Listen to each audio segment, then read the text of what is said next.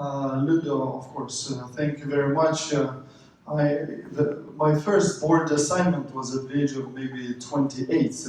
I was on the board of Rus Hydro, at that time second largest hydro company in the world after Quebec Hydro. And to be honest, I had no idea why they needed a 20-year-old Lithuanian on a board of a Russian company until I obviously showed up at the board meeting and I understood that they needed me for rubber stamping, so to say that, look, independent director, minority shareholder representatives from Sweden, arrived here, read all the material, and completely agrees with the decisions that we are making here.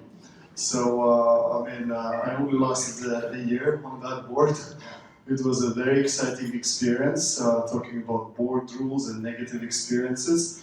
Meetings would be announced on a short notice and cancelled on even shorter notice because Chubais, or Minister of Energy Christenko, who was the chairman of the board, would need to go and see Prime Minister or a president. So you already arrived in Moscow from Stockholm, where I was living at that time, just to realize that the meeting is going to take place in 2 weeks' time or 3 weeks' time. Obviously, no material was ever presented. No need to look at me. Yeah. No material was ever presented on time. There was always about 300 pages of material waiting for you at around midnight in the hotel. And obviously you had to show up at the meeting all prepared and having read that all the material. So clearly a very negative experience. I've seen many more examples like that, as our investment company, East Capital, which is celebrating in 2 years 20 years, at times had up to $8 billion in assets under management, 60 of which percent was in Russia. So I've seen private companies, I've seen very large public companies, I've seen state-owned companies, and how they dealt with various corporate governance issues. And obviously I was very much brought up with Swedish sort of a corporate governance ways of running things, because I've been really working with Swedes from 1999 up until now. And obviously since I invested both here, Baltics, Balkans, Central Europe, Central Asia, Caucasus, have lots of interesting examples from those countries as well. But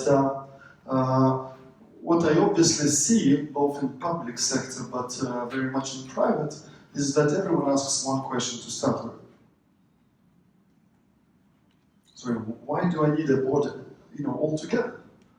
Because we have these phenomenal politicians in our country, in other countries, who think, look, I'm at the peak of my career, it's really, the Olympus of my political career.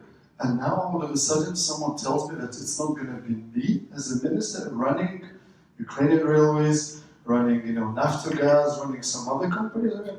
This is exactly why I sacrificed, 20 years of my life. And obviously there is lots of very successful entrepreneurs.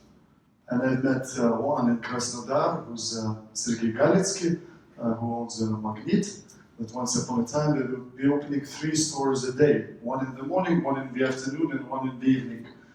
Already 5 years ago, they were bigger than any food retailer in Europe, market capitalization-wise. And he told me in a meeting, I said, if I realized that the board member would tell me anything that I don't know yet, I would be firing my management. So it's also like a really clearly complete misunderstanding why the board is needed. So from my point of view, obviously, state-owned companies, it's no question asked. This is not our companies, this is companies that belong to 45 million people. And if you read the annual report of Swedish Minister of Enterprise and Innovation, who's in charge of state-owned companies, it's very clearly written there that my task as a minister is to bring confidence, the public confidence, in the way state-owned companies are run, which is fairness, transparency, and good order. And he follows this, and obviously he does that with the help of about 345 independent directors. So Ukraine until recently had 3 independent directors, now none, for 3,345 state-owned enterprises. Sweden had about 45 state-owned enterprises and 345 independent directors. So a little bit different. So Goes without saying why state-owned companies need boards, because I lasted for exactly 500 days, so this is about 16 months. On average, Minister of Economy lasts in our country for 11.6 months, and you can understand why these people should not be running state-owned companies, because there is no continuity, no business understanding, no nothing. When it comes to private and public companies, there's a lot of compliance issues, lots of requirements, and those are only sort of getting tougher if you want to be listed in London or Warsaw or anywhere else. And I think it's becoming overall a good trend. I mean, tell me almost like who are the people on your board, and they will tell you what type of company you are. Doesn't work always, as we discussed Volkswagen.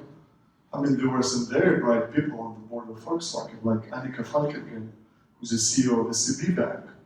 And I'm sure that she didn't know all these things that the owner was up to, but they were there. And I guess investors expected that, you know, someone like her, you know, the banking industry is very sort of compliant and you know, fraud-proof, particularly after 2008 crisis, but you know, it still led to a disaster, and $20 billion, as Ludo said, in sort of damages to the company. I think overall, we're living in a sort of environment which is changing so fast, and I think we all should be like be in a bit of a mood of moving away from know-it-all to learn-it-all. So that's why I guess extremely accomplished people that you are, the current and especially the future of Ukraine, still sitting here and listening, you know, what are the latest trends and so on. I think this is exactly why some successful people think, even without, you know, having been obliged by compliance to have a board, to have it. Because, you know, what we discussed in that INSEAD is that even successful people are perhaps, I would say, should have the so-called private boards. Why not have, you know, several people that you sort of think as your mentors or as someone even more accomplished people than yourself that you meet several times a year and get any type of advice. What to do with your wife, you know, what to do with your kids' education, what to do with your career path, etc., etc. So it is normal. At East Capital in Stockholm, we were a private company. We were 6 shareholders. We had no whatsoever requirement to have a board, but almost from day one. And my former boss was here at the conference. If you saw, he says, in his view, a private company shall always act as a public company. You know, publish reports to all the stakeholders who have a necessity to know your financials on time, do other things and so on. So on our board, we always had from the start, and during different times, we had Carl Bildt, we had Anders Oslund, we had Torben Stoltenberg, who's the father of head of NATO. We had a bunch of other guys who brought also credibility to our company, but also primarily brought us advice. Because all those guys, you know, someone who was like the first partner in Scandinavia at Goldman Sachs, and etc., and etc. So these guys obviously, you know, were certainly experts in their own areas and were providing strategic advice to our company. And another bunch of people, you know, that say, we don't need a board, or why do I need a board? You know, for me, as a former investor and current as well, this is almost like a red signal immediately. It's like, why? What is this guy hiding? Why does he run such a large business and he doesn't want to have a board? And the best example, you know, Simon knows, is his former colleagues, former owners of Bria, who ran an extremely successful operation, but always tricked, you know, the other bondholders and private shareholders about why would they need a board. I mean, look guys, we are the most efficient agri company in Ukraine. We're the gold standard, as one bondholder told me, of Ukrainian agriculture. Obviously, if you look at the financials, they had more in EBITDA than most companies had in revenue. So it was clearly, you know, some wrong things happening there. But if someone tells you I don't need a board, I mean, it's almost like the first signal, you know, to double check.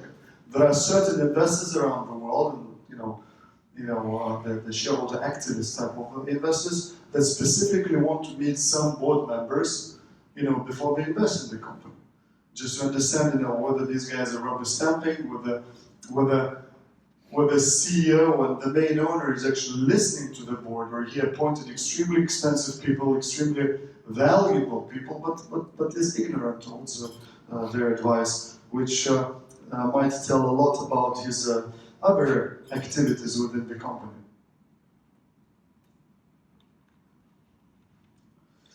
And then, I briefly touch upon, what types of boards there are, and I hate to say that, of course, in our geography there is a lot of, rubber stamping boards. These are called cosmetic boards.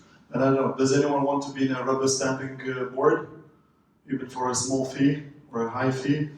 I don't think you want to be. Then there's plenty of boards that are so-called the management boards, where management appoints a board or shareholders to pass on all the responsibilities to the board, and all those board members start doing what management was hired to do. This is also not the type of board you want to be part of. Unfortunately, Naftogaz at the very beginning was exactly that type of board, because to me, in normal circumstances, in a properly functioning company, perhaps you should have 6 to 10 maybe board meetings. And when I hear in some Lithuanian state-owned company or in Naftogaz that we're meeting every second week in person, I mean, it's clear that this is not a board, but this is rather a management board. And unfortunately, in countries in early stage transition, with very little knowledge about corporate governance, this is what is happening quite a lot. And management is fine. You guys sign it, because we don't want to go to jail. I mean, the importance of signature in our country, we understand. I mean, bureaucrats, there is a huge pile of documents waiting to be signed, and they don't want to do it, they don't want to take responsibility. So, unfortunately, it is going to be very difficult to hire people, especially from abroad, for those type of assignments. And Roman, the best headhunter in our country, yesterday told me a funny story about one very reputable guy says, Roman, I really need a board member ASAP. And Roman is immediately, okay, that's my job, I'll get paid for that. What type of guy you need? He says, I need an auditor. I need an auditor, okay, that's a good start. You immediately know that it's extremely sort of a short scope, narrow scope of activities. I need him for compliance reasons, auditor, and we pay nothing. It's like, okay, so you want someone to put signatures back and forth for a publicly listed company and get nothing? He says, isn't it an honor to be on the board? It is not. I mean, if someone is not ready to also pay for these type of services, I mean, of course, we have Ukrainian Corporate Governance Academy, and board members get no fee. If there was Dan Pilak organizing an advisory board for investment promotion organization of Ukraine, that is also normal to be participating without fee. But if Mr. Stavniter wants to set up a board and invites any of you, I mean, don't go there for no board. I think it's not right. And especially for state-owned companies, in developed world, fine. Sweden, people are not paid much. For that sake, in our private company, for Carl Bildt and Dante Sorsson and Torvald Stoltenberg, we paid about 3,000 euros per meeting. We asked to see them maybe 4 times a year. We paid 3,000 euros per meeting per person. In Sweden, it's normal. Plus, of course, travel expenses and then others and so on. In Lithuania, which I don't agree with, on the board of Lithuanian Railways, I mean, these guys would be paid only about 600 euros a month. It's nothing. It's really bad. And I know a guy who's chairman of the 3 airports in Lithuania.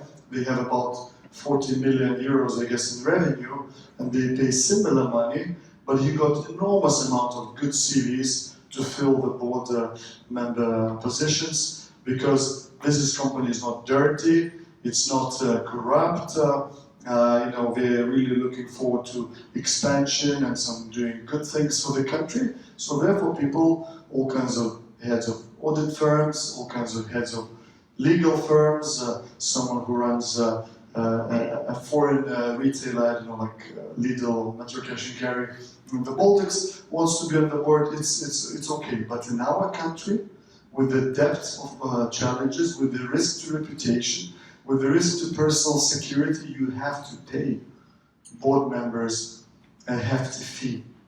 That's why when we were in the government, we raised salaries for CEOs and then top management of Ukrainian state-owned enterprises and the board members to attract the best of the talents. Maybe if I can, while we're at it, maybe I can add it now.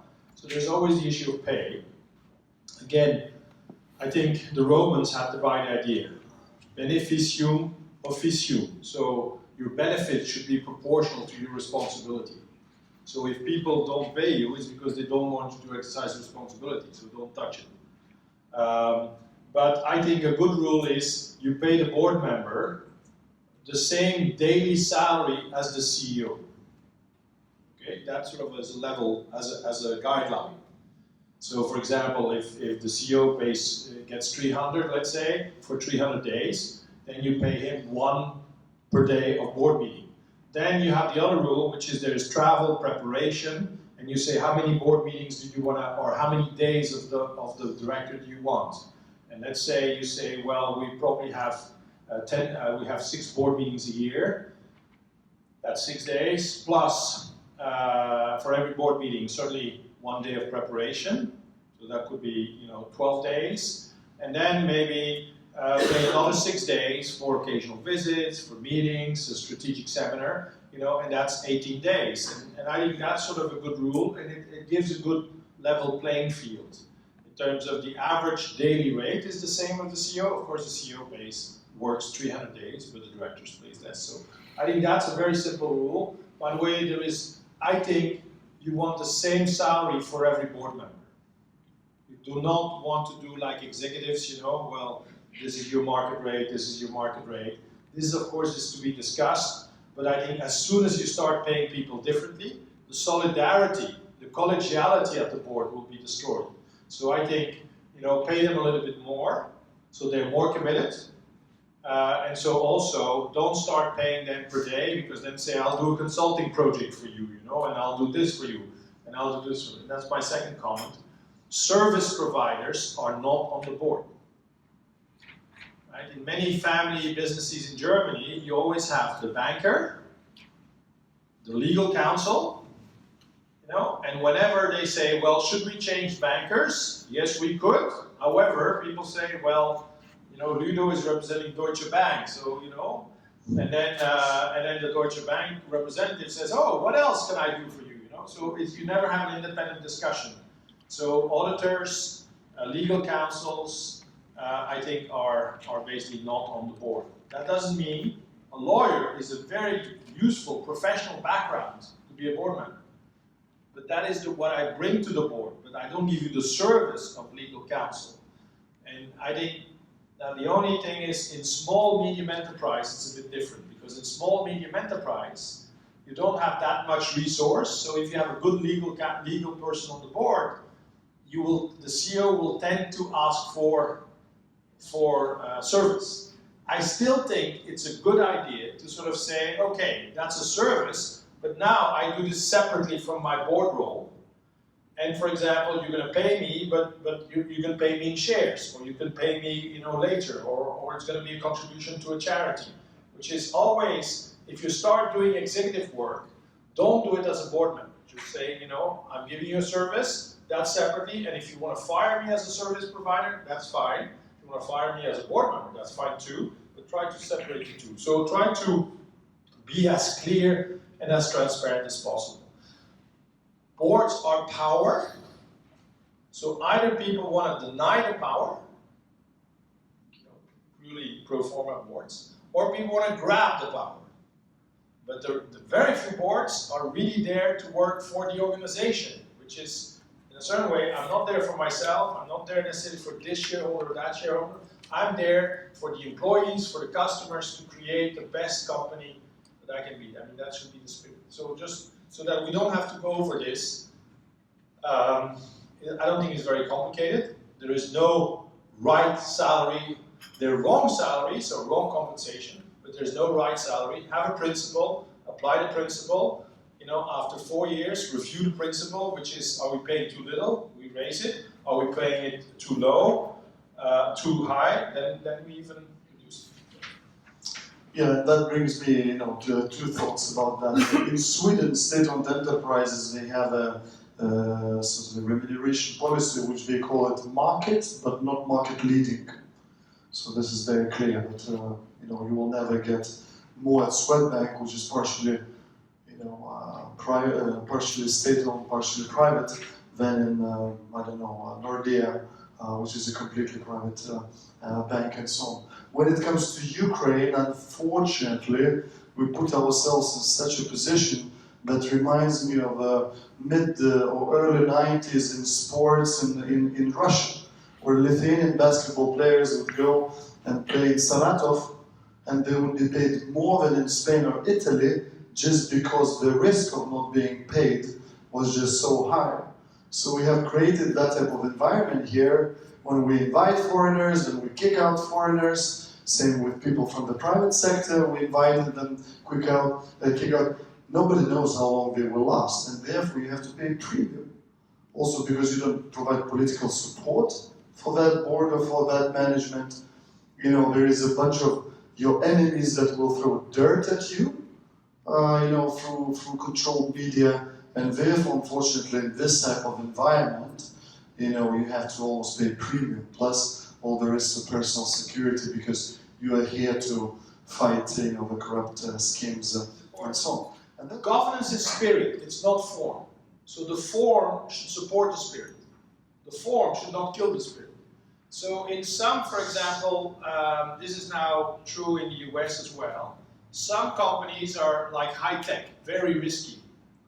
So some people will say, I join your board, but I don't want to be officially a board member for two reasons. The high-tech company wants, you know, Steve Jobs because of the name. And person says, look, you're not paying enough, that's cheap, you know. So the medium solution sometimes is called advisor, which is actually, we as a board member, we'll consider you as a real board member, but you don't have the legal responsibilities. I think that's a medium, that's a solution which I think takes into account the context and gets around sort of the hazards, because nobody wants to be associated with something that doesn't have a good smell, or that is too risky, you know, or that's paid. Another way of getting people on boards is invite them to be advisors for a year. So you treat them as real board members, and you see whether they add value, and if they don't, you don't go to the next stage, which is, you know, it's over. So try to be sort of clever and always go in stages in a good way. Yes. So who shall be on the board? You know, I'm a huge fan of diversity of opinion, and you know, Swedes only talk about diversity of opinion, but it was not always like that. I mean, if you look at the early 2000s, a typical Swedish board could have been male, between 45 and 55, a graduate of Stockholm School of Economics, lives in the most expensive neighborhood in Stockholm, which is called Djursholm. And you know, so whenever they meet in a board meeting, you know, one guy suggests something, and others say what? Of course, it's a great idea. So board meetings were very quick. Everyone went to drink wine afterwards, but of course, you know, there was no discussion, you know, that led possibly to good decisions. So therefore, clearly you need to have diversity. Diversity in terms of everything. Diversity in terms of age. I'm a huge fan of diversity, gender diversity. I think especially in our country, women bring so much to the table. And you know, if we had only women running the country that have not been in politics before Maidan, perhaps we would be living in a totally different country, and I said that already before. And certainly life experience, character-wise, very much. Perhaps we should always have, as we discussed it inside, chief worrying officer, someone who's always like questioning and sees some cracks whenever management or someone else is, you know, trying to do perhaps not super kosher things. So almost like for every person, if you are in charge of forming the board, you should have a certain role in a way. I guess in our part of the world, the biggest mistake is always to think, okay, if it's a board of Naftogaz, I only need oil and gas guys. I don't need anyone else. I think business experience is extremely important, but business experience from other industries in the board has to be present. So if I have a real estate development firm in Latvia, I'm a chairman of the board, I don't want only real estate guys and construction guys. I need a marketing guy. We have former CEO of Carlsberg on the board.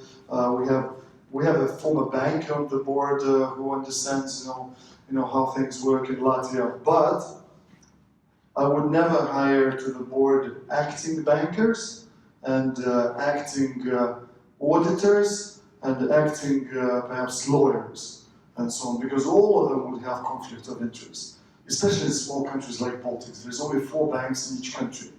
And if you have someone from Swedbank, I mean, immediately you know that all other banks will hate you, so to say.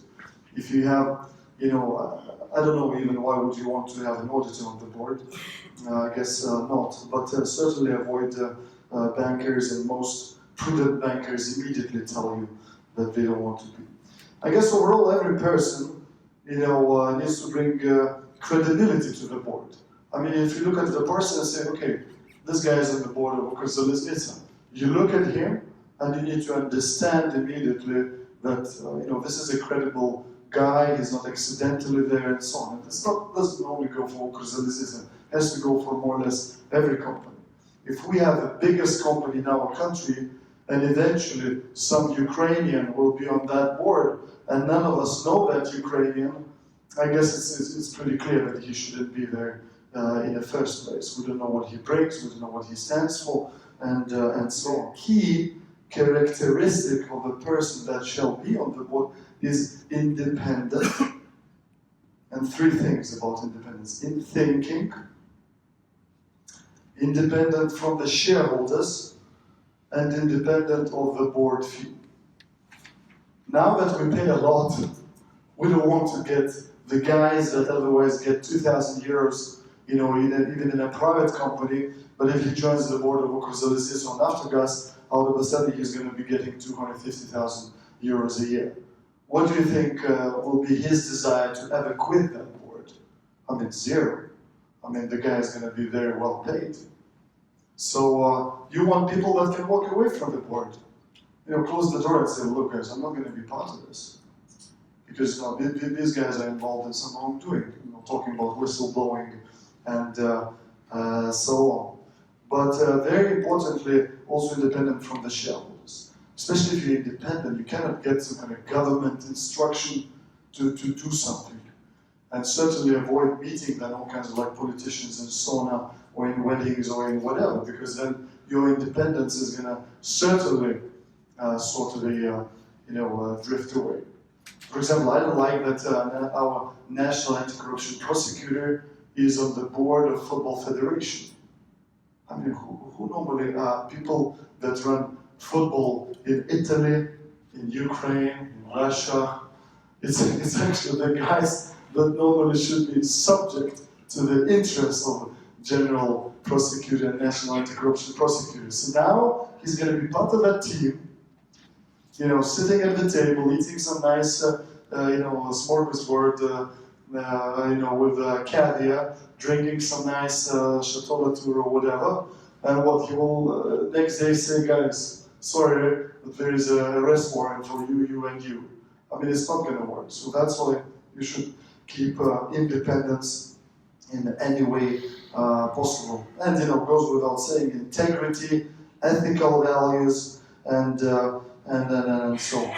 The worst what could happen to the board members is certainly that you don't want to have people that vote as they told. Big ego is a big problem in the boardroom, and clearly, especially the chairman has extremely big ego. It's a big part of the failure of the board as such. And of course, we don't want to have people that are so-called the intellectuals. Debate, and he's too smart to be there, and he wants to continue the discussion because it's not yet clear. because there's always two sides and two ways of doing things and so on. So here, the rule about 2 minutes, comes in sort of very handy. I say the last thing about the rules, because I'm very big fan of the rules, and many things have been said here. So no phones, it kind of goes without saying almost. And again, what we learned at INSEAD, if you cannot go 1 or 2 hours without a mobile phone, you have a too important, or you have a crisis going on. In either case, you should not be at the board meeting. Of course, it's not directly like that you are too important, but you should switch things off. So this is the rule. If I'm in an emergency, I cannot attend the board meeting. Let's not try, which is I use my joker because I'm focused on something else.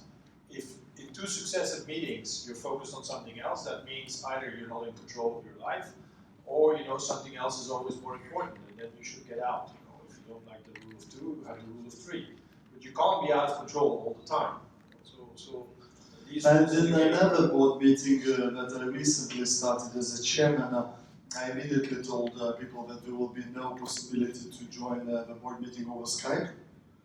Because it involved actually people traveling to another country.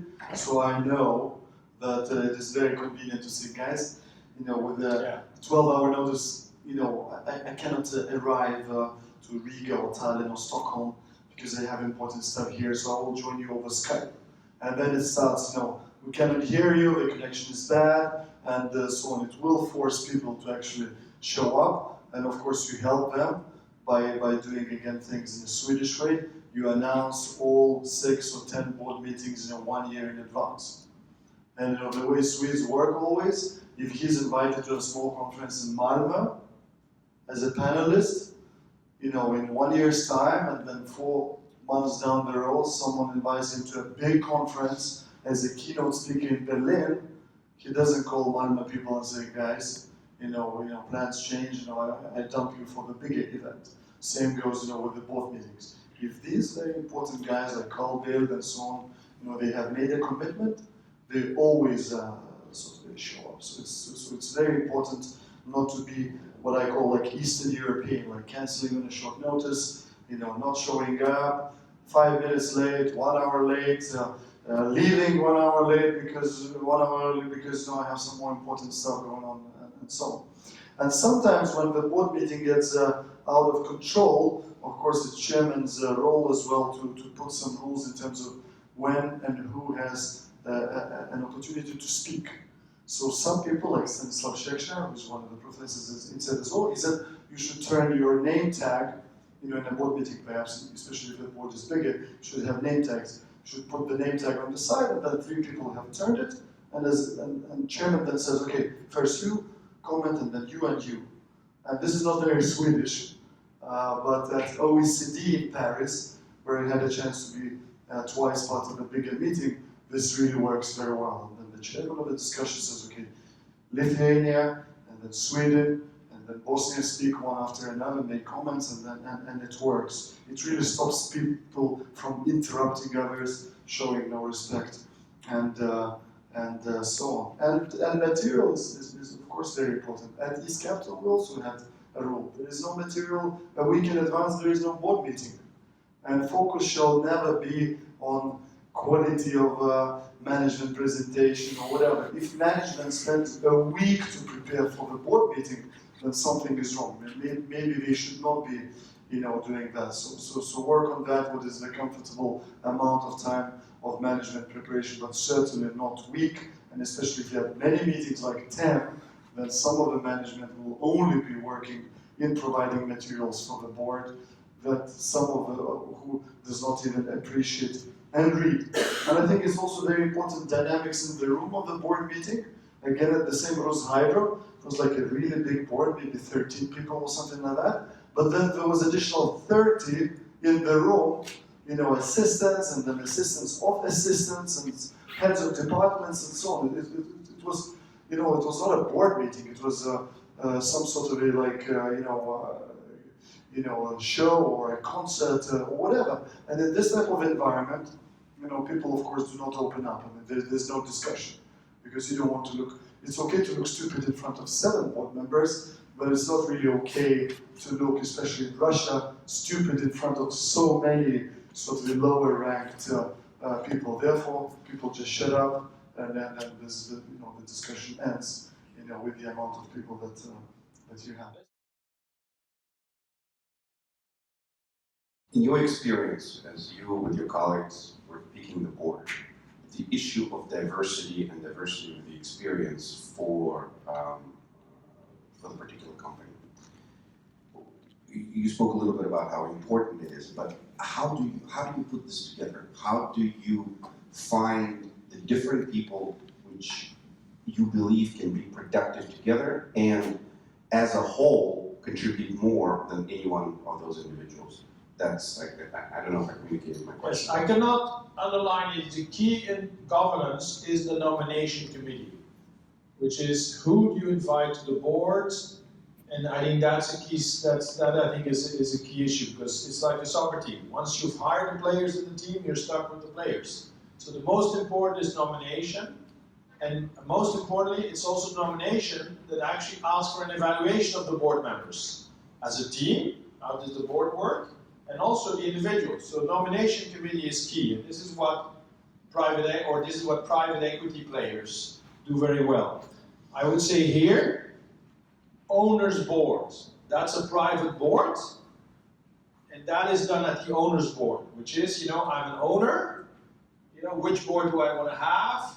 And then I invite, for example, somebody from headhunting or somebody who's very experienced, and we together, we look and say, who should we have, but I've asked, this is... No, I totally agree. I can also teach my kid to play tennis, but it's better if tennis coach teaches him to play tennis. Therefore, I strongly believe in outsourcing, things to professionals. So therefore, Roman and similar guys like Roman, the headhunters, need to do the search, especially for high-profile boards, high-profile management teams, and so on. But what is very important is if you're the chairman or if you're the owner, you have to do the job of convincing. I mean, it's like I say that our tragedy about all these foreign CEOs and board members is that we mistreated them as elite managers of the country. The way it should work is like with the Shakhtar Brazilian football players. They land at the airport in Borispol, and from that moment things are taken care of. Schools, living is not a problem. He only focuses on the things he does on the pitch, which is why he was hired. When you go and speak to them, they have a choice to go to Spain or France or Ukraine. And you sit down and you explain why in Ukraine is it better pay? But my question, challenge or whatever? sorry to interrupt, but I want to come back to my question. It's a little bit of a different question that I'm posing. How do you, because it's not the individuals. We all agree with you that it's important to have professionals pick the individuals. As a board member, as the chairman, as the shareholder, how do you ascertain how the group of individuals is going to work together? Because coming back to the soccer team analogy, you can have 5 superstars, but they will make a terrible team. And you can have 5 average guys that will go out there and will win the champion. Who thinks about the team or the board member? Who thinks about the cohesion? Who thinks about the roles that different people can play within the board and at the same time relate to each other? I think it goes without saying, at least from my point of view, the chairman does. I mean, he really splits the roles, time, watch that someone doesn't always dominate, and that, what is a good board about? Good board is good discussion that leads to good decisions, and those of the board have a good time along. Nobody wants to be part of the board where 3 guys always tell stories unrelated to the main business and don't let others speak. So it's but there's no I would say guaranteed success. I mean, So we'll come to it, but first the chairman. in terms of the team, because he's the captain of the team, so the chairman worries about making the team work. But the modern practice is that very often issues on boards on the team are issues of the chairman. So the modern practice now is there is a chairman of the nomination committee, which actually is the one who is also the senior independent director, if you wish, who actually has his role to sort of interview people, to support people, and to support the chairman. I think in general, my answer is always the same. There is no one best answer, but there are wrong answers. So if you're a private company, this is the most important thing that the owner can do. Which is, and by the way, you have a lot of, I'll come to you, you have a lot of powers, and this is the advantage of an owner, which is the owner can invite people to come and join the board. But I think if you have an owner, you want to make sure your board works for you, and if you're not happy, you change the board. So if you're privately listed, it's a little bit easier. If you're publicly listed, it's very difficult, because public listing meaning owners, shareholders. And that means the market, and the market doesn't think, it's not a human being. But typically, you first make the board responsible for self-managing. These are mature people.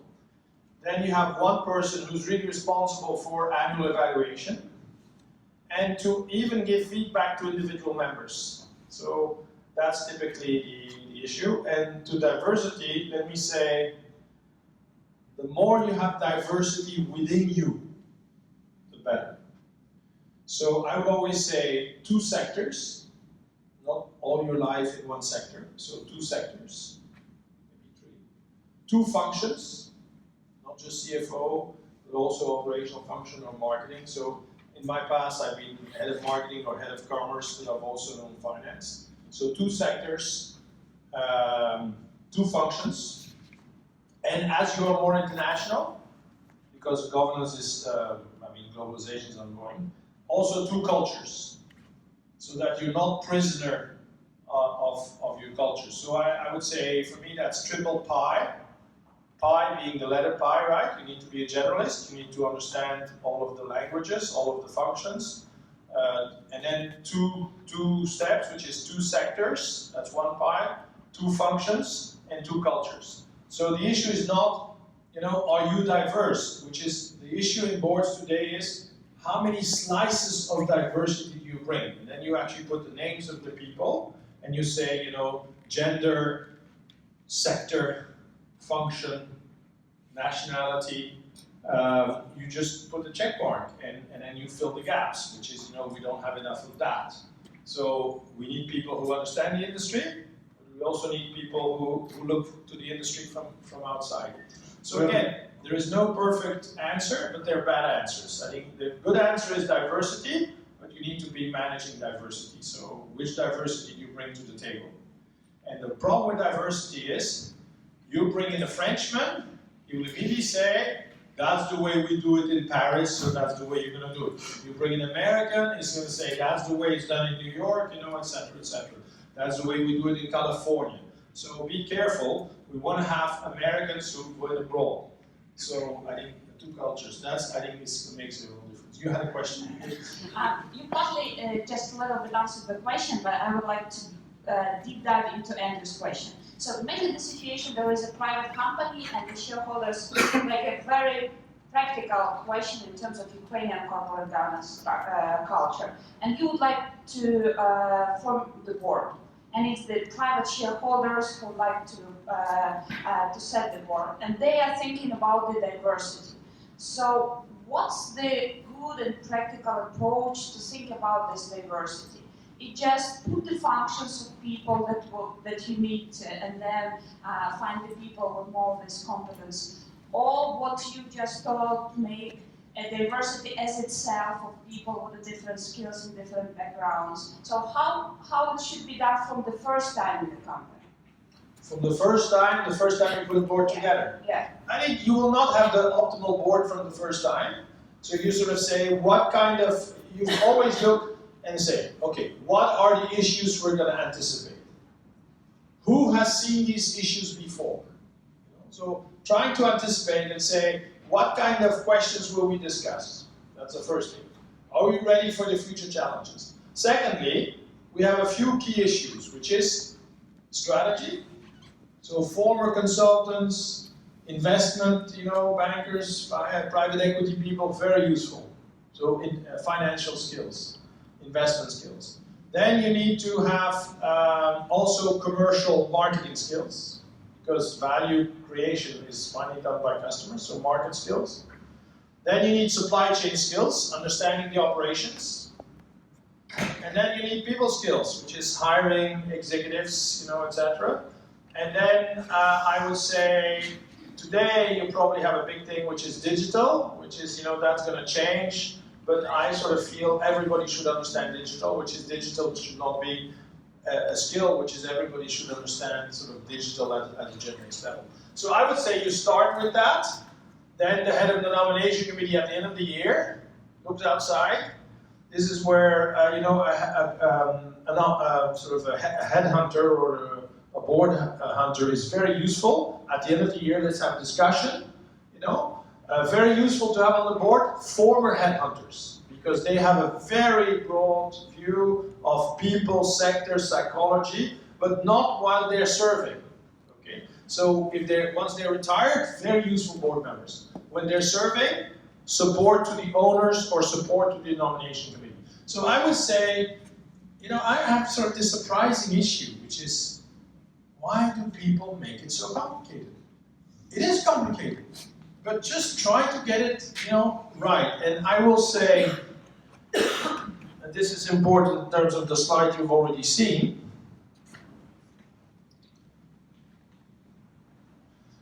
In board work, the issue is not excellence, top of the line. This is what you would like to aim for. But the first thing is, are we effective?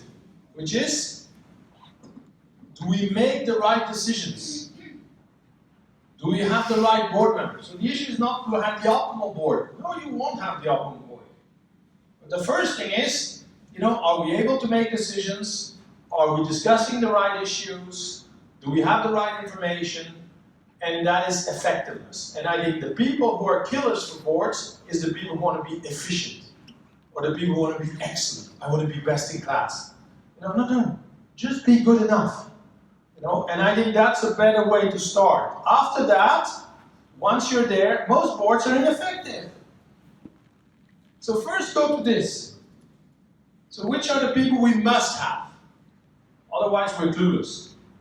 Now the question is, which gaps? Where do we need to have more density? And always, diverse people are much more mature. People have diversity in them. I'm a Francophone Flemish guy. The Flemish guys don't consider me Flemish because I'm Francophone. I say, you lunatic. Stop drinking beer because you don't look. I am Flemish. I'm not fully Flemish. I have a slice of Flemish in me. But I can also relate to the Walloons, then the Flemish side. That's why you're not Flemish, because you speak to the French. The answer is, have slices of diversity. And I think this is very different. If you're a marketing guy, you want to have a person who thinks marketing. That's executive. If you want to have a board member, you don't want to have these ideologues who say, it's all about selling. They are three things a board should do: sell, sell, sell. What's your network? That is sort of the wrong attitude. So again, I find it easier to say, what should you not do? Try to get this. Now, once you're effective, can we have shorter meetings? Once we have good information, can we have smaller information? But the first thing is, let's make sure we have the information.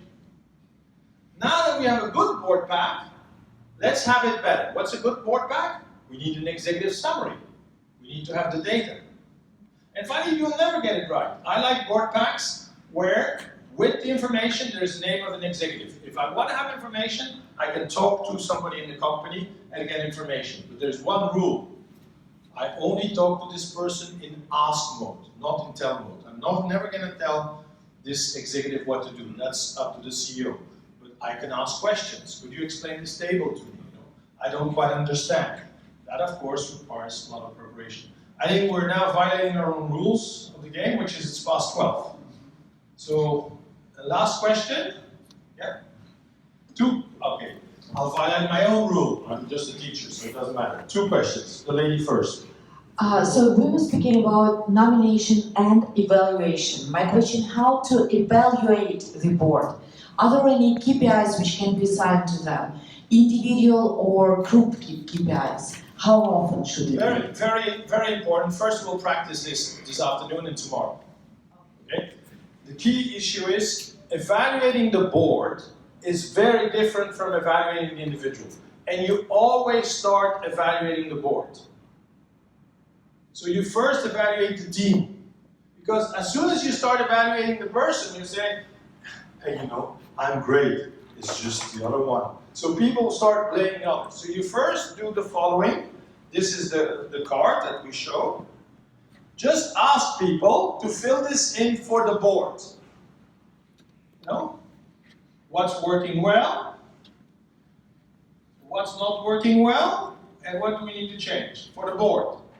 After you've done this for the board, you can then go into individual evaluations. But later, the board is a team. So first, let's make sure the team works. Then we go. Now on KPIs, we'll talk about it. So, you know, we'll do this. Last question. You mentioned the number of meetings. You told that it should be no more than 6, 10. For me, it's too much. If you have it 6 or 10, usually the board is starting overplay management, and one more, you could not attract foreign members because it's too difficult to travel to Ukraine 6 or 10 times. And it's even worse, they don't have diversity because they surely couldn't have any other career, or they couldn't serve from 3 to 8 boards, like for example my board. So if you have more than 4, it's a little bit risky. What do you think about it? No, 10 is completely an overkill, but I guess what I meant 10, just to cater a bit for Ukrainian situation, and after Gaza, I think they had even more. But not all the meetings need to be in person, but in Sweden, I think it's 6. Industry standard, 4 related to results, quarterly, annual, 1 related to next year's budget, and 1 is a strategy meeting a year, an offsite, where you take everyone for a crayfish party sometime in August and drink schnapps and eat crayfish and discuss strategy. So I think this is, but 4 is more like Ukrainian Corporate Governance Academy, where it's really not a company but rather an organization, and it would be nice to meet once a quarter, and then decide on things. What is your experience?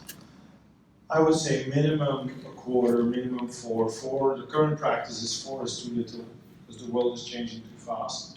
10 is too much, so basically it's more like, currently it's 6, so every other month at least, with a call, an information call in the middle. So you basically have a call where people can ask questions, feedback from the CEO, but not decision, just informational. And so basically, now the board say, look, we have a schedule. For example, we start the year with an overall strategic review. That's 2 days. We don't look at detail, or we look at detail, we look at the detail only the second day in the afternoon or something like that. So then the second one, once we have a strategy, then we start asking, okay, what's the plan? Let the executive come back with an answer. That's the second meeting. Third one, also there we do sort of a budget, then we approve the budget, and then we go reporting, and then we say, we need to have 1 meeting always on digital, we need to have 1 meeting on talent. So pretty much it goes with 10. Maybe let me finish with a good example. You all know InBev, right? InBev, AB InBev, Anheuser-Busch, right? This was Interbrew. In the 80s, this is 3 branches, family branches in Belgium. Today they're number 1, AB InBev. They bought Anheuser-Busch in the US, which was another family business. They typically have 1 board meeting every month. Okay, 2 days every month. And the first day, they always go to a different country. So they have a meeting in Ukraine, and they would, I don't know if they're present in Ukraine, I would expect. They have Rolls and Lev and Stella Artois, whatever. And they would go and visit the supermarkets in the morning. Then they would go into a pub. Then they would say, okay, maybe our key competitor is Heineken. So they would have lunch in the Heineken pub. And then they would say, what do you like about Heineken? Why are you not buying our beer? And just pure ask, no tell, just pure ask. In the afternoon, they go and visit the warehouse. They ask questions too. In the evening, they meet with the Ukrainian management. And by the way, then they have a few questions. Do you know that you had 3 out of stock in that supermarket? We just want to know. That's called deep dive. Now, if the Ukrainian manager says, I don't know, that's the end. Because he should For the board meeting? No, that's the end of him. That's the end of his attendance. No, it'd still be, let's finish. We have a beer, but it's pretty much over. So this is just feeling. The next morning, they look at the Ukrainian strategy. So the management presents, and in the afternoon, they review global issues. Okay? Now you could say 10 is too much. Well, they came from number 53 to number 1. Okay? And basically, we're faced with the question, shall we sell to Heineken or to Carlsberg, or shall we make it happen? And basically they said, let's try to make it happen. And the first thing they decided was family out of management. Because the problem is they had CEOs who were family members, big shareholders, my son, my grandson, and it was a mess. And it's basically being unable to select a good CEO created a lot of problems. The leverage of a great CEO is enormous. I think for me, one thing I've learned on boards is the difference between having a great CEO, an average CEO, or a bad CEO is huge. Once you have a great CEO, you have won 50%, if not more, of the battle. This is why when boards say, well, our CEO is not that great, but he's not that bad. Well, it's over. You're already way beyond. So the real question is, do we have one of the best CEOs in the business? If not, why not? By the way, great CEOs are attracted to lousy businesses. So if there is potential, you'll get them. It's very hard, actually. A great CEO doesn't want to succeed. You don't want to succeed Jack Welch. Ask Jeffrey Melton in General Electric. But so if you have a bad business, the key issue is get yourself a great CEO. Now, this requires experience. That's the first thing they did. But they meet 10 times. They meet 10 times a year. And you're fantastic people because we're 20 minutes late. So we'll stop here.